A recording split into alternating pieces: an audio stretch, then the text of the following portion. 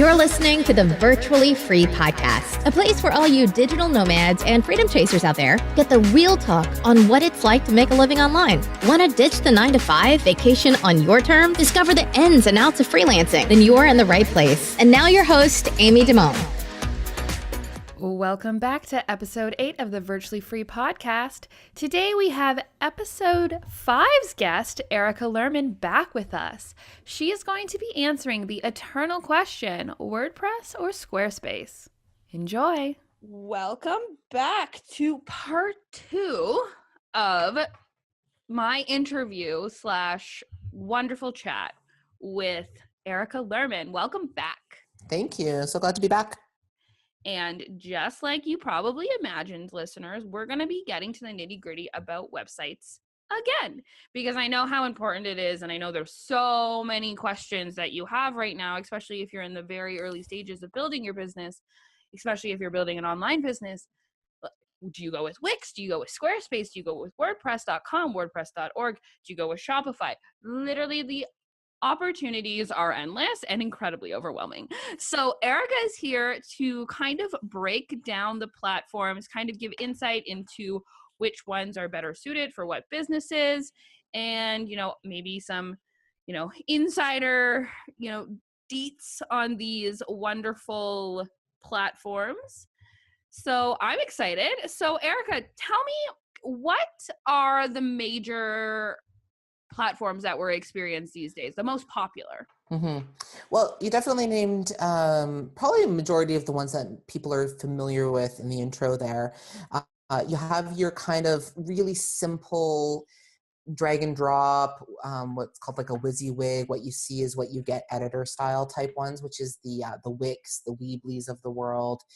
You have your e-commerce based platform. So that's going to be Shopify. There's also Big Cartel, Big Commerce, those types of things. You have WordPress, and that can, people talk about WordPress, mostly referencing WordPress.org.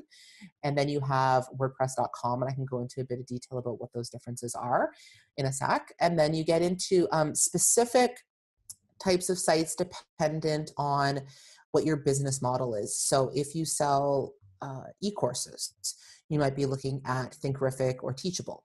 If you do membership sites, there's a bunch of different ones that are related to hosting membership sites, those types of things. So it really does depend on what style of business you have, what you're selling, and a whole bunch of different other things, which we're going to be getting into. But those are really the kind of big ones that people are familiar with. Awesome. So our listeners are mainly, they're mainly in the online business world in relation to like coaching and, business consulting services, virtual assistant, design, all that stuff. So what do you suggest is the best platform for them? Typically, people will be choosing between WordPress or Squarespace, if that's the case. If it's just informational based, so you're not selling product, anything like that, you might have a couple of pages, maybe you have a blog. The Squarespace platform and the WordPress.org are going to be your two most favorable for that type of business. And I would love it. Would you be open to kind of giving the advantages and disadvantages of each platform? Because I know those are the two, especially in my experience when I'm dealing with, clients, because I work for a lot of new entrepreneurs, that they're grappling between these two and they can't decide. And I'm a WordPress gal. I like how it's a developer friendly kind of, not that I'm a developer, but I just like it. It's very robust. So, but people are intimidated by that. But I would love to hear from, a wonderful website developer, expertise, design, all that jazz like yourself, what you view as the advantages and disadvantages of each platform. I think when comparing any platform outside of, like, let's say the e-commerce space, a lot of what is the make it or break it for people in their decision making is going to come down to their level of expertise and technical ability. So what ends up happening is that when you build on WordPress, it's very robust. It can have, there's so many different plugins that you can implement and things like that. That being said, there can be more complexity when it comes to maybe having to dive into a little bit of the code to make it look and function exactly the way it is. Whereas platforms like Squarespace really are targeting the type of business or person that wants something sleek looking with minimal technical knowledge. So, really simple, like they pick their pages, there's maybe blocks that they fill in as far as, okay, put your image here, put your text here, and you're done. The downside to that, because people listening might be like, wow, that's exactly what I need, is that what ends up happening is that somebody gets into this, and they start building their website, and either right away or 6 months, 12 months down the line, they need functionality that can't be implemented on Squarespace. So if you go with, and I typically develop on WordPress, so I will preface this next part with that I'm a little bit knowledgeable with Squarespace. I can't speak to it as an expert. So I'll just use a couple of very loose examples. So if you use an email client like MailChimp and you need to implement it on your Squarespace site, because you're using MailChimp, guaranteed that there's going to be a plugin or some sort of connector with Squarespace. If you're using a more obscure email provider, maybe something that really works for the type of business you have, you really love it, but it's not one of the top 10 most common ones, you might run into having much more difficulty integrating that with Squarespace. Whereas with WordPress, you might be more likely to find that integration tool. And the way WordPress works, and just so people kind of understand why it can be a little bit more technically complex, is because it's what's called open source. The main core files that make up WordPress are built by people who want to participate in this project for free. So there's thousands of developers out there who develop and make this tool all together, and it's packaged as WordPress, which is fantastic, and it works really great. And then all of the plugins can be made by third parties, and that could be, Joe sitting in his basement, or that could be a full-fledged company with 10 developers. But because of this, they have to follow guidelines that WordPress, the organization, has put out for them, but it doesn't mean that they always do. So what ends up happening is that people will build their website, they install WordPress, and they're like, okay, I'm going to add this plugin and this plugin. And next thing you know, their website is made up of WordPress plus 20 plugins. And the more plugins you add, when you start to update things, and if the plugins are properly built and they're updated on a regular basis and all those things, that's great. But if they're not, and there's no 100% guarantee that they will be, but if they're not updated properly, or if things aren't speaking together in a correct manner, things can break. And that's where people really find the frustration and that they can experience with WordPress, especially if they're not overly technically savvy. So, and then there's the cost that goes into it too. WordPress is free. Plugins sometimes will have a cost associated with them, but the main core website CMS is free, whereas tools like Squarespace and Wix and all those types of things are typically paid for on a monthly basis, anywhere from $20 up to, sometimes even 60 or 70, depending on the needs of the package you chose. So I've never actually used Squarespace that much. I believe maybe a client had it, maybe not. But, a lot of people that have said to me, they're like, it's so easy, it's so wonderful. And I'm even starting to, because I'm a WordPress gal, as I said, and I'm starting to be like, ooh, maybe I should have been over at Squarespace.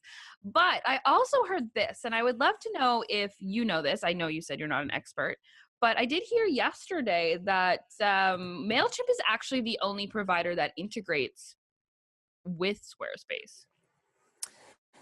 I don't know for sure, but typically the way integrations work with things like email clients is that the website provider can build this really nice interface where people just basically, it's like a click and go type system where they're like, okay, I'm on MailChimp, start using this integration, you type in your API key and a couple of other things and you're good to go. When it comes to using other email clients, there's potentially a way to integrate these things using webhooks and things like that. I'm not going to get into too many details because I don't want people's eyes glazing over. And that if that's the case and you need to connect via a method that's not as easy as like turn on MailChimp, that's where things get a little gray when it comes to using Squarespace and WordPress. So if you're using WordPress, there's a lot more options to connect those tools that don't have a nice kind of click and play functionality, where Squarespace, because you don't have access to the main code, and that's rightfully so, right? Like Squarespace has built it that way so that they maintain it, that people aren't getting in there and messing things up and all that kind of stuff. So they only give you access to a very superficial layer almost. People can think of it that way. And it's whether or not in that layer you have the ability to actually connect. And that I don't know. But I wouldn't be surprised, like I said, there's going to be connectivity for the really popular things. It's when you start getting into the more obscure or very specific use cases. So I want this to function this way under these situations, but not under these. And so when you start having those kind of if-then statements, that's when you can really run into a lot of headache when it comes to these really nice out-of-the-box type systems like Squarespace. Interesting. I'm learning so much because yes, I can, dabble in a few builders, but that's pretty much my extent. Yeah. My extent of my WordPress. and a lot of people, what I find really interesting, and I'm not faulting anybody, if listeners out there are like, oh my God, that's me. And I totally understand why this is, but when people sit down and they think about their website needs and things like that, because they're either new to business or they're new to having a website or anything like that, they don't tend to ask themselves the right question to tease out whether or not they need something at this moment or whether or not they'll need it in the immediate future.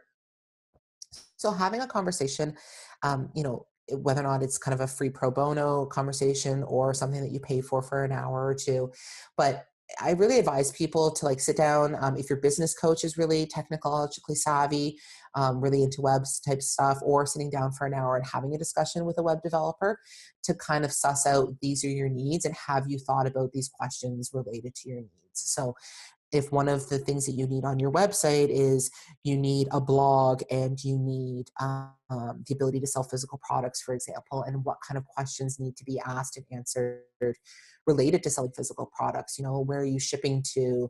Do you need to have, many images showing up? Do you need kind of a lookbook type feel on your website? Are these things that you can or cannot go without? Or they make it or break it for whatever platform you're choosing to use, right? And sometimes I find people don't know the questions to ask themselves to get the right answers. So I advise listeners, if you're in that case and you don't know, I think it's well worth having a conversation with somebody who does.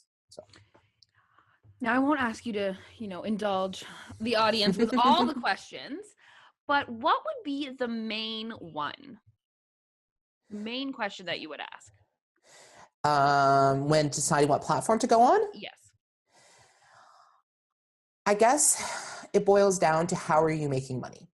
So how are you bringing in revenue for your business? Are you a service provider and you need people to just fill out a form and contact you? Are you selling info products? So do you need the ability to say download an ebook or sell an ebook? Are you selling physical products? Whether or not that's a digital download or you're shipping out products, it could be anything. And I think that question is going to set you on the road and really eliminate some of the platforms right away. So typically, if you're in the e-commerce sphere, you could ask yourself that question, and already you're probably going to be narrowing it down to the two biggest ones, which are WordPress with using WooCommerce. WooCommerce is the kind of layer that you add on to give you all of that e-commerce functionality, or Shopify. And once you get down to those two, then you start narrowing it down and asking yourself more detailed questions. Thank you. I bet all our listeners have quite a lot contemplating right now that they're contemplating. So thank you so much for that great insight into the various platforms that are out there. You have another wonderful offering for the audience. I'm going to hand it over to you again, and why don't you kind of explain what you're offering? Sure. Not completely related to what style of website that you should have, but once you've decided on your website and once you've started building in and constructing the pages and maybe, sketching things out. There's going to be some key components that you need to have in your website that either people are looking for or that help drive traffic and things like that. So I just have a little 25 website must-haves, just a little guide that will help people when developing their website, really aimed at getting conversions. And conversions really is just the kind of like web developer type word for getting people to either complete a form or to purchase a product, whatever that kind of goal is of your website. So again, just kind of a little guide, 25 things that I think your website has to have in order to be pretty killer. So awesome. And you'll be able to get that, in the show notes. So take advantage of that. And as always, I always ask this question: would you be willing to leave our audience with some wonderful words of wisdom? Sure. I think something that I've kind of attributed to the success in my business is consistency and persistency. So I think as small business owners, we feel down sometimes just because of the amount of work that we have to do, and we see such little gains sometimes. But the reality is that you just kind of keep having to push forward and being consistent with your brand, your messaging, with maybe the content you're putting out, the frequency, and just the persistency of just keeping at it and moving that needle forward little bit by little bit. Because like a lot of things, it's a snowball effect. And when you start getting that momentum in the first weeks, months, years, whatever it may be, it grows and grows and grows until it's a pretty awesome business. So I have confidence that the people out there can definitely do that. So.